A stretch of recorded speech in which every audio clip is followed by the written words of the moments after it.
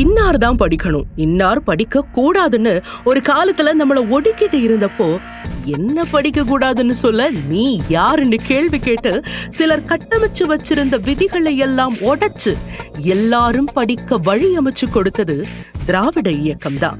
நீதி கட்சி தலைவர்கள் தொடங்கி பெரியார், அண்ணா, கலைஞர் வரை கல்வி மறுக்கப்பட்ட மக்களுக்கு கல்வி கொடுக்க என்ன திட்டங்களை எல்லாம் செயல்படுத்த முடியுமோ எல்லாத்தையும் செயல்படுத்தினாங்க.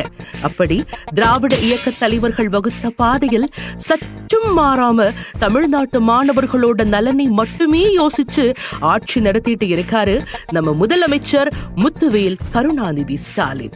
ஆட்சிக்கு வந்த 3 வருஷத்துல மாணவர்களுக்காக பல்வேறு திட்டங்களை செயல்படுத்தி இருக்காரு நம்ம முதலமைச்சர் மு.க. ஸ்டாலின்.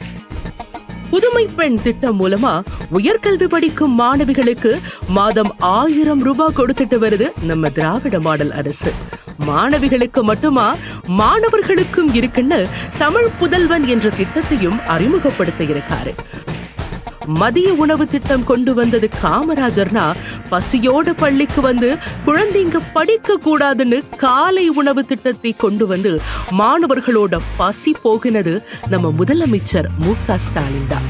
அது மட்டும் இல்லாம மாணவர்களின் திறன் மேம்பாட்டுக்காக நான் முதல்வன் திட்டத்தை கொண்டு வந்து பல லட்சம் மாணவர்களுக்கு அரசு உட்பட வேலை வாய்ப்புகளை உருவாக்கி கொடுத்திருக்கு நம்ம திராவிட மாடல் அரசு.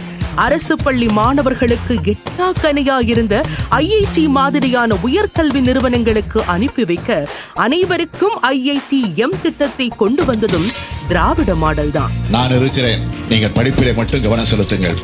கல்விக்காகவும் மாணவர்களின் நலனுக்காகவும் உழைக்கிற முதலமைச்சர் மு.க. ஸ்டாலினும் திராவிட மாடல் அரசும் இருக்கிற வரை படிப்பை நம்ம கிட்ட இருந்து எவனாலையும் திருடவே முடியாது.